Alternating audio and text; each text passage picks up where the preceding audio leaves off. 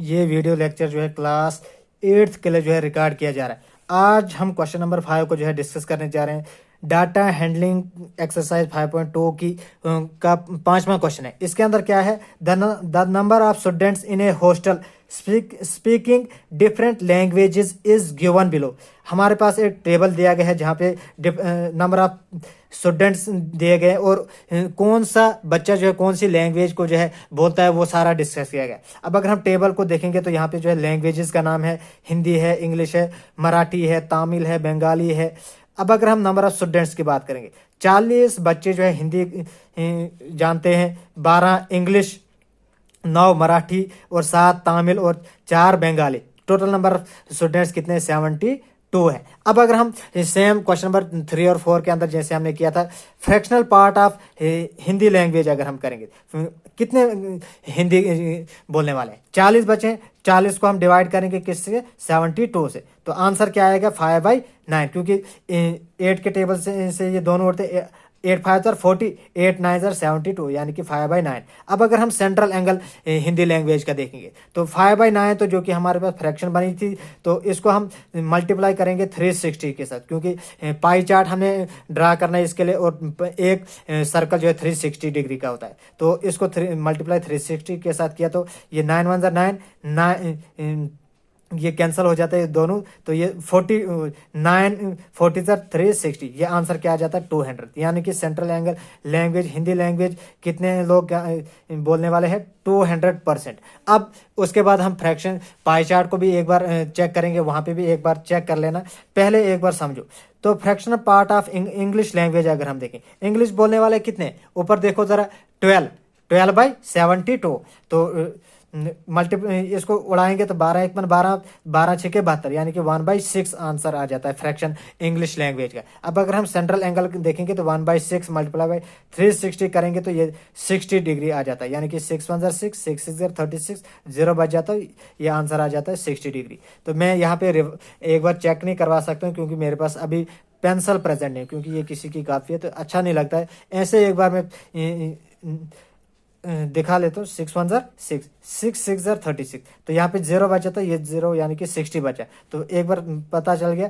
तो fractional part of Marathi language अगर हम देखेंगे तो कितनी मराठी बोलने वाले कितने, 9। टोटल नंबर ऑफ स्टूडेंट्स कितने, 72, यानी कि 9/72 ये उड़ता है, तो रिड्यूस कर सकते हैं इस फ्रैक्शन को। 9 1 9 9 8 72, यानी कि 1/8 इसकी फ्रैक्शन बन गई। अब अगर हम सेंट्रल एंगल देखेंगे मराठी लैंग्वेज का, 1/8 जो कि फ्रैक्शन थी, मल्टीप्लाई किया 360 के साथ, ये आंसर आ जाता है 450 आंसर।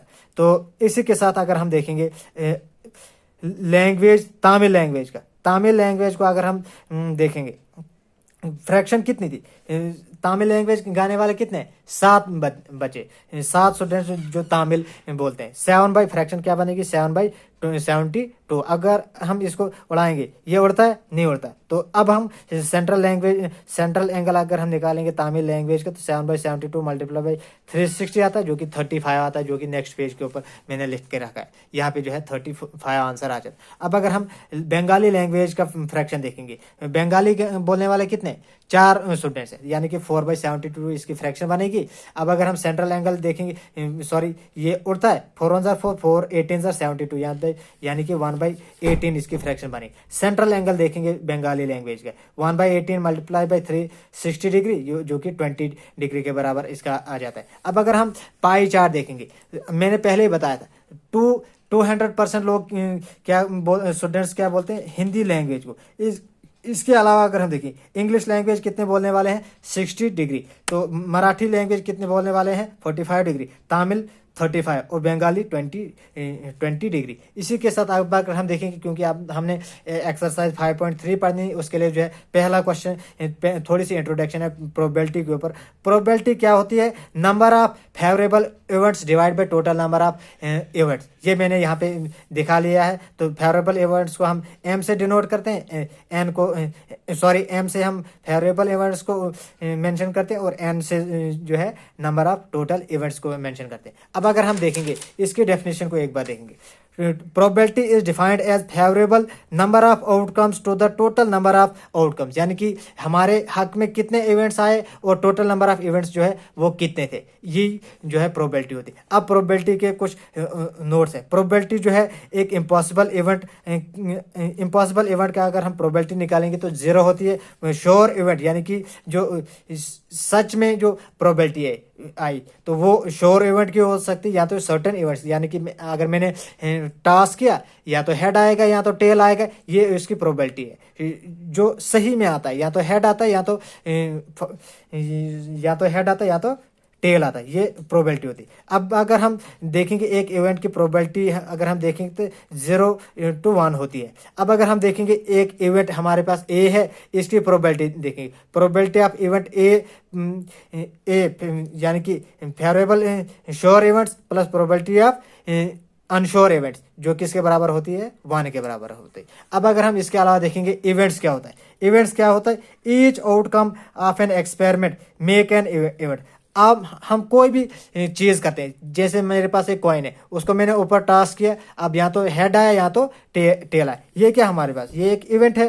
तो दो ही प्रोबेबिलिटी है इसकी, या तो हेड आने की आशंका है या तो टेल आने की, यही इवेंट भी होता है। अब अगर हम रैंडम एक्सपेरिमेंट्स की बात करेंगे तो रैंडम एक्सपेरिमेंट वो होता है जिसके अंदर आउटकम जो है प्रिडिक्ट नहीं किया जा सकता कि क्या आएगा, लेकिन पॉसिबल आउटकम्स कितने हैं वो हम प्रिडिक्ट कर सकते हैं। जैसे कि मैंने एक कॉइन को टास्क किया, मैं ये नहीं कह सकता हूँ कि हेड आएगा कि टेल आएगा, लेकिन इतना कह सकता हूँ कि मैंने टास्क किया कॉइन को, 2 पॉसिबिलिटीज है, लेकिन श्योरिटी नहीं है कि अब हेड ही आएगा या टेल ही आएगा। अब रहता डाउट रहता, या तो हेड आ सकता है या तो टेल आ सकता। अब मैंने 2 कॉइन्स को टास्क किया, अब हो सकता है दोनों बार हेड आए या दोनों बार टेल ही आए, ये एक पॉसिबिलिटी है। इसी को जो है रैंडम एक्सपेरिमेंट कहा जाता है। तो इसी के साथ जो है आज का ये जो छोटा सा लेक्चर जो है खत्म होता है। उम्मीद है कि आपको वीडियोस पसंद आ रहे हैं। एक बार कमेंट सेक्शन के अंदर जो है ज़रूर अपना नाम मेंशन करेंगे, कौन सा बच्चा जो है वीडियोस देख रहा है। कहीं पे कोई डाउट रहता तो वो जो है मुझे ज़रूर बताएं,